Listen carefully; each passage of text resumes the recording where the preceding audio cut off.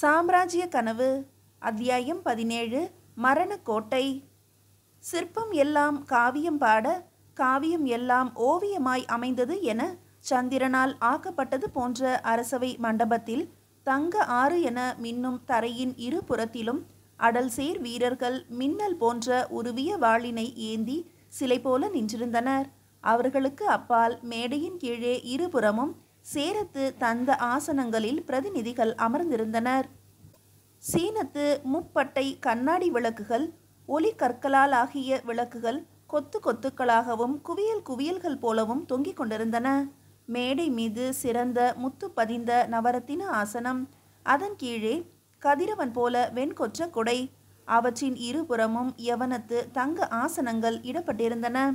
சிறிது பொழுதில் மங்கையர் மங்கள இசை பாட, மலர் தூவி எழில் மாதர் ஆடி வர, நங்கையர் கவரி வீச, பின் இருவர் உடைவாள் ஏந்தி வர, கொற்கை கோமான் நெடுமாறன் செழியனுடனும் தக்கணலாடத்து வேந்தன் ரணசூரனோடும் பொன்னக செவ்வானத்தில் பல வண்ணம் கொண்டு கைப்புனைந்து இயற்றாத ஓவிய வனப்பினை ஒத்த மேடையில் வந்தமர்ந்தான். மேடையின் மேற்புறத்தில் இரத்த சிவப்பு நிற பட்டில் பொறிக்கப்பட்டிருந்த கனக மீன் கொடியாய் நின்று ஆடிக்கொண்டிருந்தது. மண்டபத்தின் மேல் தள சாளரங்கள் பட்டு திரையிட்டு மூடப்பட்டிருந்தன. அங்கே தோழிகளுடன் வந்து அமர்ந்தாள் பாண்டிய நாட்டு இளவரசி. செழியன் அவையினருக்கு ரணசூரனின் மாண்புகளை விளக்கி அறிமுகம் செய்வித்தான். தென்னகத்து கோமானுக்கும் ரணசூரனுக்கும் வாழ்த்து ஒளி முழங்கிற்று. நேற்று இரவு கேட்ட கீதத்தை என்னால் மறக்க முடியவில்லை. இன்னும் என் காதுகளில் அவை ஒலிக்கின்றன என்றான் ரணசூரன். என்ன கீதம்? யார் பாடியது என்றான் வேந்தன். வேந்தே, நேற்று இரவு நம் சோலை அருகே யாரோ ஒருவர் அற்புதமாய் பாடினாராம். இசையில் மயங்கிய நம் வடபுறத்து அரசர் அதை மீண்டும் ஒரு முறை கேட்டு மகிழ்வதோடு பாடியவனுக்கு பரிசும் அளிக்க விரும்புகிறார் என்றான் செழியன். நானும் அந்த அற்புத பண்ணினை கேட்டேன் என்றான் ஜெயசீலன். நாம் கேட்டிராத அளவு சுவை நிறைந்த பாடல்களை பாடினானா ஜெயசீலா? மன்னர் மன்னா, அவன் பாடல்கள் தனிச்சுவை படைத்தவை. அவன் பண் தனி இனிமை நிறைந்தது. அவனை போன்ற இசை வல்லுனனை உலகம் கண்டதில்லை என்று கூட கூற முடியும். இல்லை இல்லை, எம் நாட்டில் இதைவிட திறன் படைத்தவர்கள் உண்டு, குறுக்கிட்டான் ரணசூரன். இவர் நாடு உலகில் இல்லை போலும் என முணுமுணுத்து கொண்டான் ஜெயசீலன். ஆ, என் நினைவுக்கு வருகிறது. இன்பத்தேன் காதில் பாய்வது போல செந்தமிழ் பண் கேட்டு மகிழ்ந்ததாக இளவரசியும் கூறினாள் என்றான் நெடுமாறன். ஆம், இசை அரசனின் இசை அது. காட்டாறு வெள்ளத்திற்கோர் பாடல், அது கலக்கும் கடலுக்கோர் பாடல். விண்மதிக்கோர் பாடல், அது நீல கதிரால் தழுவும் மண்மகளுக்கோர் பாடல். வானவில்லிற்கோர் பாடல், அது சிதறி வீழ்ந்து சுந்தர சோலையாக்கி காதல ஸ்வர்க்கமாக்கும் கனவினை பற்றியதோர் பாடல். காவியங்கள் நானும் கற்பனைகள், கேளாத புதுப்பண். அத்தனைக்கும் தென்னகத்தவனை தவிர வேறு எவராலும் இதுபோல பாட இயலாது என்றான் ஜெயசீலன். செழியன் முகம் கருத்தது. ரணசூரன் முகம் சிரித்தது. அரசே, வாயிலில் நிற்கும் அவனை அழைத்து வர ஆணையிட்டுள்ளேன் என்றான் செழியன். இளவரசி பட்டு திரையினை அகற்றி ஆவலோடு நோக்கினாள். சங்கிலிகளின் ஓசை கேட்டது. இதயத்தில் கோவில் கொண்ட கட்டழகனின் கரங்கள் கடும் இரும்பு சங்கிலியால் கட்டப்பட்டு மன்னன் முன்பு நிறுத்தி வைக்கப்பட்டிருப்பதை கண்டாள். பற்றற்ற துறவியின் தோற்றம், ஆனால் முகத்தில் புயல். அழகிய கண்கள், ஆனால் இப்போது கனல். அடலேறு சிங்கம் என அவையினரை ஆச்சரியத்துக்குள்ளாக்கி நின்றான் ஆண்மையின் வடிவமான ராஜாதி ராஜன். செழியன் பேச எழுந்தான். மன்னன் மகள் மனம் கலங்கினாள். ராஜாதி ராஜன் வைர சிரிப்பினை உதிர்த்தான். பொன் கதிர் தென்றலில் அசைவது போல் இருந்தது அது. வெண்கல ஓசை கேட்டு செழியனை திடுக்கிட்டு விட்டான். வேந்தன் வியப்புடன் துறவியை நோக்கினான். ரணசூரனும் முறுவலுடன் துறவியை பார்த்தான். மாநிலம் போற்றும் மன்னாதி மன்னர்களை முதலில் மண்டியிட்டு வணங்கும் அடையனே என்றான் செழியன். மீண்டும் சிரித்தான் துறவி. அவன் சிரிப்பு செழியன் நெஞ்சில் மேலும் சின நெருப்பினை வளர்த்தது. சிரித்து சீற்றத்தை கிளப்புகிறாய். மாநில கொடியையும் மன்னாதி மன்னர்களையும் வணங்கு என்று ஆணவ குரலில் கூறினான் செழியன். செழியா, சற்று பொறு. துறவியே, உன் சிரிப்பின் பொருள் என்றான் நெடுமாறன். நிமிர்ந்து மன்னனை நோக்கினான் ராஜாதி ராஜன். இளவரசியின் கூர் விழிகளை தவிர வேறு எவர்க்கும் அதனை எதிர்நோக்கும் ஆற்றல் இருந்திருக்க முடியாது. கூடல் தலைவனே, இம்மண்டபத்தில் நான் காணும் இடமெல்லாம் வீரர்களின் கூட்டம். புடைசூழ்ந்திருப்பது படைத்தலைவர்களின் கூட்டம். அடல்சேர் வீரர்களின் உருவிய வாட்கள், நடமாடும் வாளாக தளபதிகள், உடைவாள் போல நிற்கும் செழியர், இடைவாளாக வந்திருக்கும் ரணசூரர், இத்தனை பேருக்கும் அப்பால் ஏந்திய ஈட்டியுடன் ஏவலாளிகளும் காவலாளிகளும். இவர்கள் அனைவரும் ஆயுதத்துடன் அமர்ந்திருக்கும் இந்த மண்டபத்தில் ஆயுதமற்ற என்னை உறங்குகையில் விலங்கிட்டு அழைத்து வந்த வீரத்தை விந்தை கதையாக கூறப்போவதனை நினைத்து சிரித்தேன் என்றான் துறவி. செழியா, இவன் விலங்கை அகற்றலாமே என்றான் மன்னன். மன்னா, மன்னியுங்கள், மண்டியிட்டு வணங்க மறுக்கிறான் மடையன். ஆம், வணங்க மறுக்கிறேன் என்றான் துறவி. என்ன இருமாப்பு, உயிரை வெறுத்து விட்டாயோ என்றான் செழியன். துறந்தவனுக்கு வேந்தனும் துரும்பு என்பதை அறிவீர் என தவறாக எண்ணிவிட்டேன். கரும்பு சாறு போல உன்னை பிழிந்து விடுவேன் கசடனே. மன்னர்களை தலைவணங்கு. வணங்கி வாழும் வாழ்வு எனக்கு இல்லை என்றான் துறவி. அணையும் விளக்கு நீ, அமர ஜோதி நான். ஆகா, அமர ஜோதி பனங்காய் என உருண்டோட போகிறது உன் தலை. செழியா, சிறியவனிடத்து சீற்றம் வேண்டாம். இளந்துறவியே, நீதானா நேற்று இரவு நம் சோலைக்கருகே பண்பாடியது என்றான் நெடுமாறன். ஆம், நானேதான். நல்லது, நான் மகிழ மீண்டும் அதனை ஒருமுறை பாடு. பாடவா? நிச்சயம் முடியாது. மறுப்புரைக்கிறான் மமதையாளன். காவி உடையை ஒழிய கர்வம் அகலவில்லை. மன்னர் மன்னா, கவலை வேண்டாம். இந்த கயவனை பண் இசைக்க செய்ய செழியன் இருக்கிறான். பண்டார பயலே, பாடுடா. பண்டாரம் என்பதன் பொருளும் செழியருக்கு தெரியாது போலும். சி, துடுக்குக்காரா, வடநாட்டு வேந்தரேறு உன் பாட்டினை கேட்கவிருக்கிறார். அந்த பாக்கியம் பெற பாடு. துதி பாடுவதையே கதியாக கொண்ட செழியா, வசைபாடியா என்னை இசைபாட வைக்கப் போகிறாய்? ரணசூரன் என்ன இங்கு கொடி கொண்டுள்ள கோன் கெஞ்சினாலும் பாட முடியாது. ஆ, நெஞ்செழுத்தக்காரன் நஞ்சுண்டு இறக்கப் போகிறான். பஞ்சை ஆண்டியே, பாடு அப்பாட்டினை. மீண்டும் ஒரு முறை உரைக்காதே. ஆம், என் சவுக்குதான் இனி பேச வேண்டும். சாட்டை என்ன செய்யும்? கோடாரி கொண்டு வந்தாலும் கூர் மழுங்கிவிடும் உன் மதியினை போல. என்ன, என் மதியை பழிக்கிறாயா? மந்தகுணம் படைத்தோனே. சந்தை கூச்சலினால் சாதித்து விட முடியாது செழியரே. பெயர் கூறியா அழைக்கிறாய்? பித்தா, அது ஆண்டவனின் பெயர். சி, பேயனே, அதுவும் சொக்கநாதரின் திருநாமம்தான். செழியா, இதென்ன அரசவையா அல்லது வீதியா? இளைஞன் சீற்றத்தினை மிகைப்படுத்தி விடுகிறான். போகட்டும், அவன் கூறியது அனைத்தையும் மன்னித்து மறந்து விடுகிறேன் என்றான் மன்னன். கடைசி முறையாக கேட்கிறேன் இளந்துறவியே, இந்நாட்டு இளவரசி, எங்கள் எதிர்கால கனவு, நாட்டின் வைரப் பெட்டகம் தன் பவழவாய் திறந்து நீ பாடுவதனை கேட்க வேண்டுமாம். எங்கே? யாழினை எடுத்து ஒரு பண் சேர். யாரது? அவன் விலகற்றுங்கள் என்றான் செழியன். பண் கூட்டுவதற்காக மண்ணாளும் வேந்தனை காட்டி, அவன் விருந்தினனை காட்டி, அரசன் பெண் காட்ட புறப்பட்டிருக்கிறார் இந்நாட்டின் தளபதி. வெட்கமில்லை என்று கூறி சிரித்தான் துறவி. வீராதி வீரர் ரணசூரர் தரும் விருதினை பெற பேரில்லாத வீணனே, உன் உயிர் உடலில் தங்குவதற்கேனும் ஒரு பாட்டுப்பாடு என்றான் செழியன். விருது பெற்ற பேரினால் இந்த பெருநிலத்தில் விடம் கலக்கும் பேயனே, போதும் உன் பேச்சு. அடே, சிறைச்சாலையில் உன்னை தள்ளுவேன். அறிவுடையோருக்கு அது அறச்சாலை. சீரழிவை நீயே வரவேற்கிறாய். ஆம், நீ துவக்க விழா நடத்துகிறாய். மடையன், மண்டையை சிதறடித்து விடுகிறேன் பார். அரசவையையே அவமதித்து விட்டான் அற்பன், ஆர்ப்பரித்தான் செழியன். யாரங்கே? இவனது விலங்கை அகற்றுங்கள் என்றான் மன்னன். விலங்குகள் அவிழ்க்கப்பட்டன. செழியன் கண்களில் தீப்பொறி பறந்தது. இளந்துறவியே, முத்தமிழ் ஓடும் மதுரையில் இசைத்தமிழ் கூற தயக்கம் என்ன என்று கேட்டான். தமிழ் போடும் நாட்டில் நிற்பதே பாவம் என்றான் துறவி. அங்கனமாயின் நேற்று எம் நாட்டில் பண் இசைத்தது ஏன் என்றான் முகம் சிவந்த மன்னன். அது என் விருப்பம் என்றான் துறவி. நல்லது, இன்று அந்த விருப்பம் மறைய காரணம் என்ன? மீதுள்ள வெறுப்பு. விலங்கினை அகற்றிய பின்புமா? ஆம், அத்தோடு விலங்கு பூட்டிய விலங்கும் வீழ்த்தப்பட வேண்டும். அற்ப பதரே, அடாது பேசுகிறாய் என்றான் செழியன். அல்ல, அடாது புரிவதை அன்றாட தொழிலாக்கி கொண்டவனை குறித்து சொன்னேன். நில். ஏராளமான பொன் தருகிறேன். என்னென்ன தேவையோ அது அனைத்தும் தருகிறேன். சோழகத்து தங்கம், தென்னகத்து முத்து, ஈழத்து பவளம், சேரத்து தந்தம், வடுக வைரம், எது வேண்டும் கேள். களிறு மீது அம்பாரி வைத்து கட்டித் தருகிறேன், ஒரே ஒரு பண்பாடு என்றான் நெடுமாறன். பொன்னுக்கு புரவலனை பாடும் புல்லர் கூட்டத்தினை சார்ந்த புலவன் அல்ல நான். எனக்காக பாட வேண்டாம். இந்நாட்டு மன்னனுக்காகவும் அதன் எதிர்கால ராணிக்காகவும் ஒரே ஒரு முறை பண்கூட்டு என்று வாய் திறந்தான் ரணசூரன். நான் பாடியது என் இதய ராணிக்காகத்தானே ஒழிய இந்நாட்டு ராணிக்காக அல்ல என்று தன்னை மறந்து பேசினான் துறவி. செழியன் சிரித்தான். இளவரசி விபத்து நெருங்கிவிட்டது என துடித்தாள்.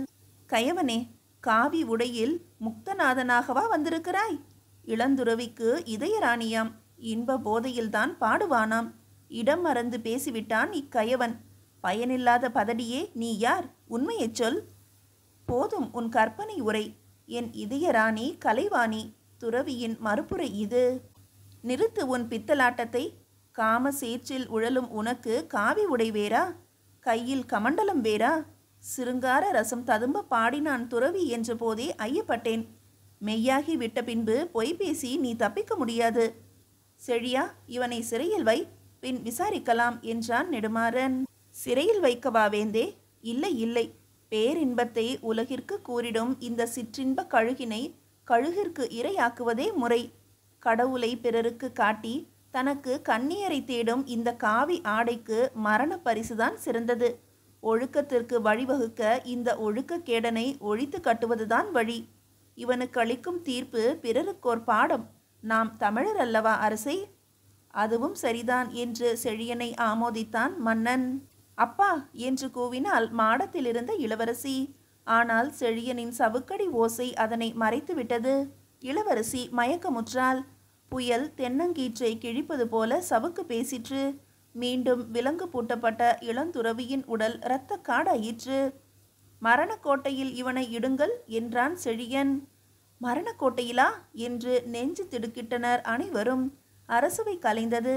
துறவி பயங்கரமான மரணக்கோட்டையில் அடைக்கப்பட்டான்.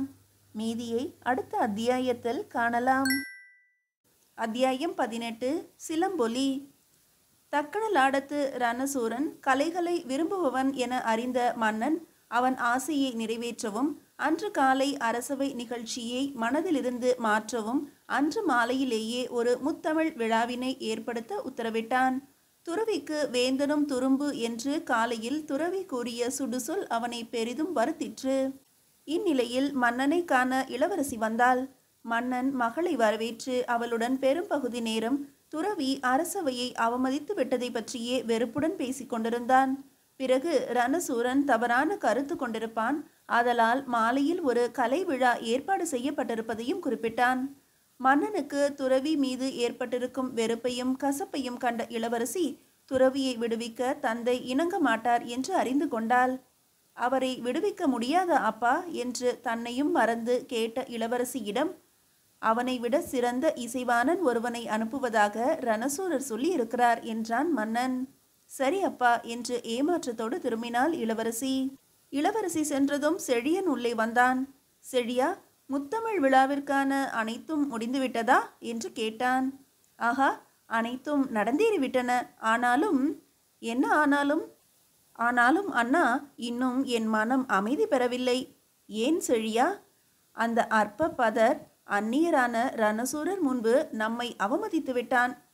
சரி, என்ன செய்வது? நிகழ்ந்ததை மாற்ற முடியுமா? நம்மை மட்டுமா, நமது விருந்தினரையும் அவமதித்து விட்டான். அத்தோடு மட்டுமல்ல, அரசவை தோன்றிய காலம் முதல் இன்று வரை இத்தகைய களங்கத்தை நாம் அடைந்ததில்லை. போதும் செழியா, அதனை குறித்து பேசாதே. அவனுக்குரிய தண்டனை அளித்த பிறகு அதை பற்றி ஏன் வீணாக பேசுகிறாய்? இல்லை அண்ணா, அன்று அரண்மனை விருந்தின் போது இளவரசியை அழைத்தோம், அவள் வரவில்லை. இன்று ஆண்டி பயல் பாட மறுத்துவிட்டான். ஆகவே இந்த ரணசூரன் நம் அதிகாரம் ஆண்டி முதல் அரசி வரை பயனற்றது என தவறாக எண்ணிவிடலாம் பாருங்கள். செழியா, மக்கள் மன்றத்தில் அவர்களை கலையும் வரை அல்லது அவர்களை கலைப்பதற்காகவே பேசுவது போல என்னிடம் நீ பேசாதே. இப்போது என்ன கூற வருகிறாய்? அண்ணா, இன்றேனும் இளவரசி விழாவில் கலந்து அதனை சோபிக்க வேண்டும். நானும் அப்படித்தான் நினைத்தேன். ஆனால் அவள் மறுத்தாள். ரணசூரனின் முகம் கருக்கும். பாலைகள் பல கடந்து நூற்றுக்கணக்கான நாழிகை வழிகளை தாண்டி பயணம் புரிந்து வந்துள்ளான். இளவரசியை கண்டு கருத்து இசைவினை அறிவிக்கத்தானே சிரமத்தை பொருட்படுத்தாமல் வந்திருக்கிறான். நாளை அவளை மணக்க வேண்டியவனாயிற்றே. சந்திக்க கூட சந்தர்ப்பம் தராவிட்டால் இருவர் கருத்தினையும் எங்கனம் அறிய முடியும்? ஆம் செழியா, நன்று சொன்னாய். ஆனாலும் அவள் என்னப்படிதான் எதுவும் செய்ய இயலும். அவள் சிறு பிள்ளையல்லவே. அவள் கருத்துக்கு மதிப்பு நிச்சயமாகத்தான் கொடுக்க வேண்டும். அவள் கருத்து அறியும் முன்பு கண்ணியம் காரணமாக அறிமுகப்படுத்துவோம். கலையார்வம், கம்பீரமான தோற்றம், அதற்கு ஏற்ற ஏற்றம், திரண்ட செல்வம், அதற்கொத்த வீரம், சொல் அழகு, இத்தனையும் படைத்தவனை தேர்ந்தெடுக்க நம் இளவரசி தயங்கவோ தவறவோ மாட்டாள். அவள் என்ன அறிவிலியா? மகா மகா மேதையாயிற்றே. ஆமாம், விழாவில் கூத்தரங்கம் உண்டா செழியா? சந்தேகமில்லாமல். நிகழும் ஓவியம் எது? சிலம்பொலி என்னும் நாடகம். செழியா, அதனையா அரங்கேற்றப் போகிறாய்? இளவரசிக்கு மிகவும் பிடிக்குமாம். அதனால்தான். எனக்கென்னவோ அந்த ஏட்டினை செந்தழலில் வேக விட்டு விடலாம் என்பதுதான் எண்ணம். சரி சரி, நான் எப்படியும் நம் கண்மணியின் இசைவினை பெற்று அழைத்து கொண்டு வருகிறேன் என்றான் மன்னன். பிறகு இருவரும் பிரிந்தனர். மாலை நேரம்.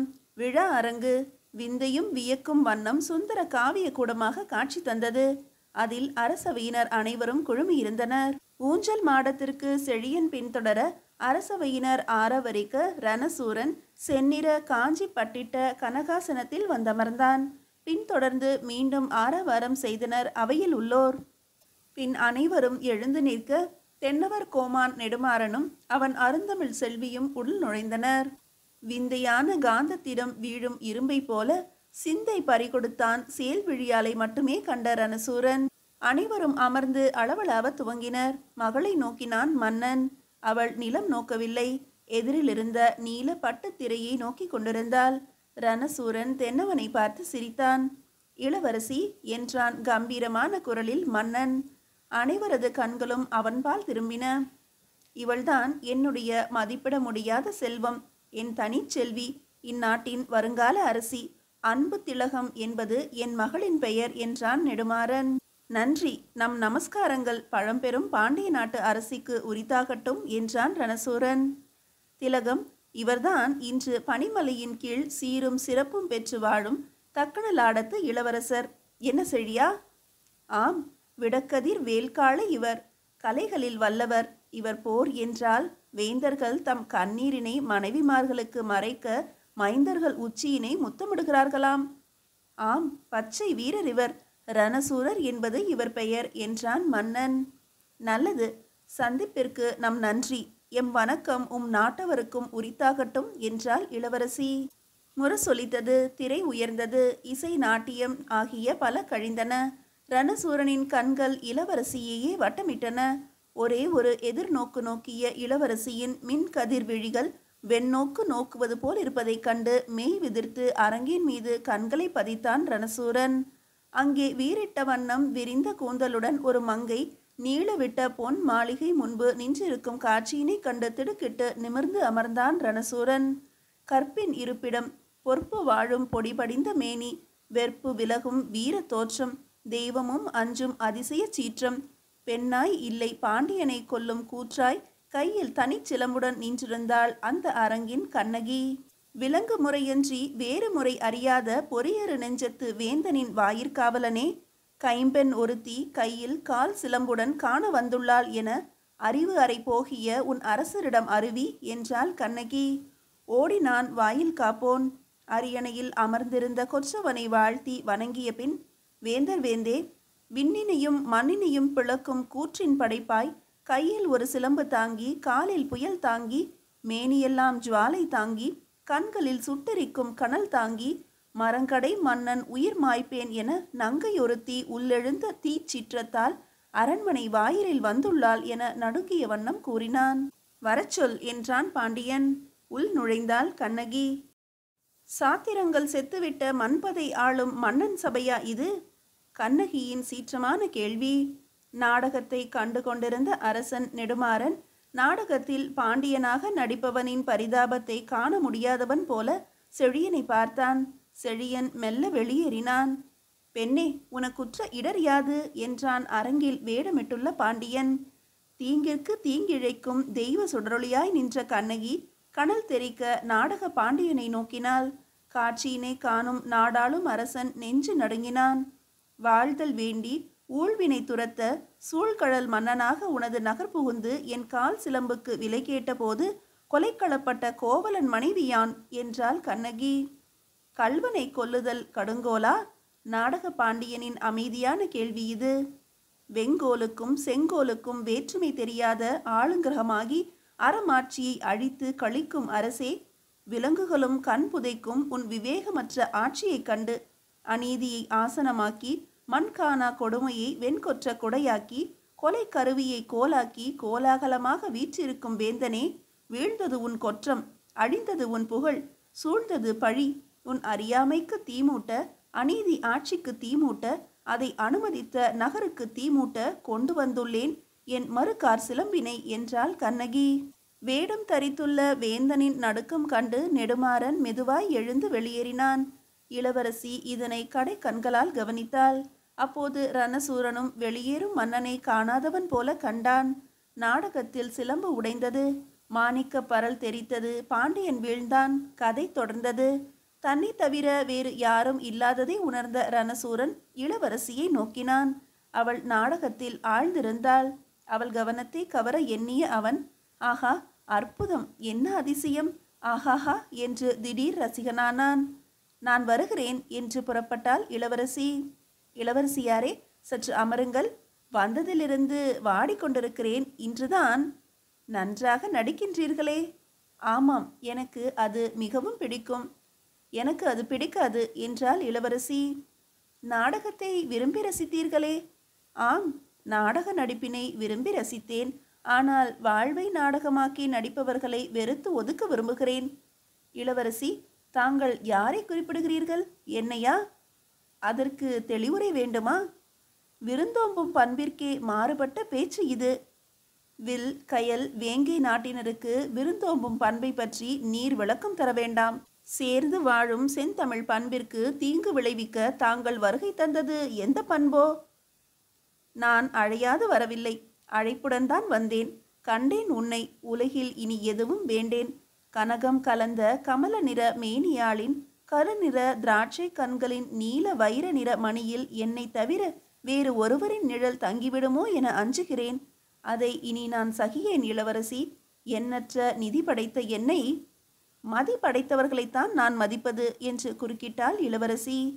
காவியம் வணங்கும் கலைவாணி, என்னை மணந்தால் வானவில் வண்ண விண் மீன்களாலேயே அமைத்தது போன்ற அற்புத மாளிகையில் மரகத நிற சோலையில் அந்தரத்தில் ஊசலாடுவது போன்ற இரத்தின சட்டமிட்ட வெண்பனியொத்த ஊஞ்சல் மஞ்சத்தில் வைர ஒளி வீசும் வாடாத கமலக்காடான மேனியை அமர்த்தி அதன் எழில் பாதங்களுக்கு சி மதிக்கு காவலிட தவறிய மன்னனே, சொற்களை உமிழ வேண்டாம்.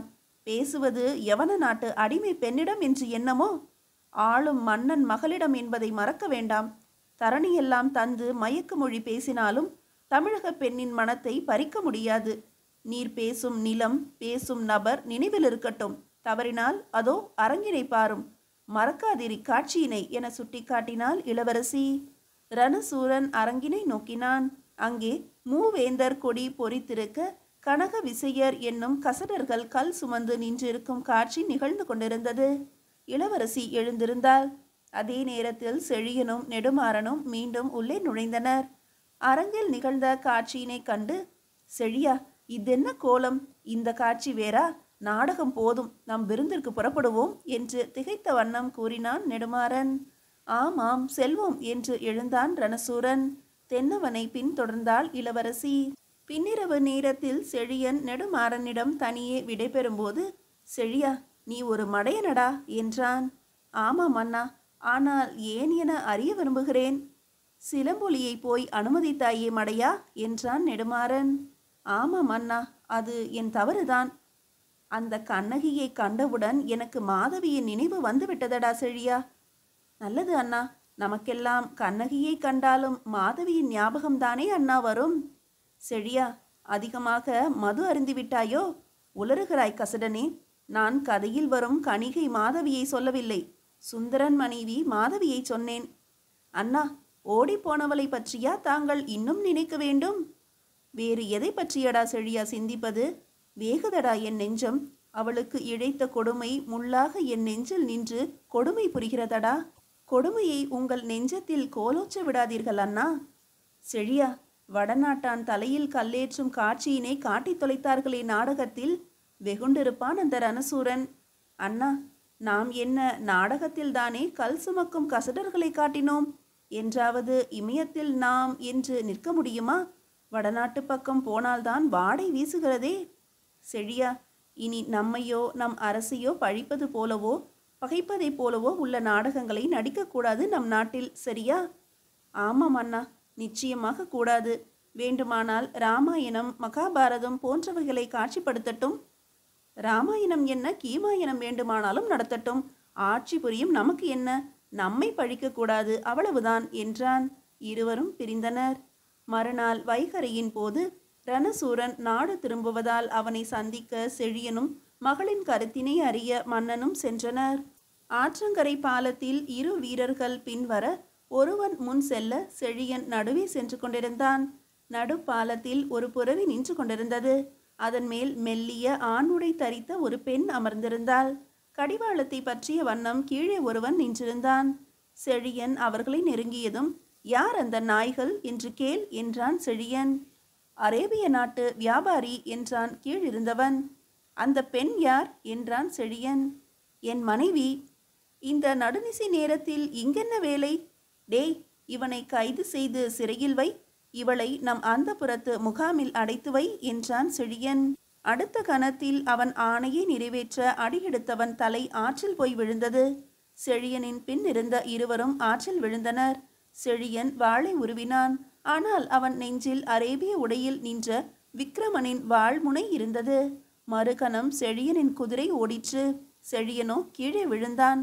அவன் மார்பின் மீது காலை வைத்து அழுத்திய விக்ரமன் அவன் முகத்தை மூடி கட்டிவிட்டு அவனை தூக்கி நிறுத்தி கல் தூணோடு பிணைத்தான். பின் சிரிப்புடன் நின்று கொண்டிருந்த நங்கையை தூக்கி புரவியின் மீது ஏற்றி தன் மார்பில் சாய்த்த வண்ணம் கையினை லகானை பிடித்து இழுத்தான். புரவியோ பறந்தது.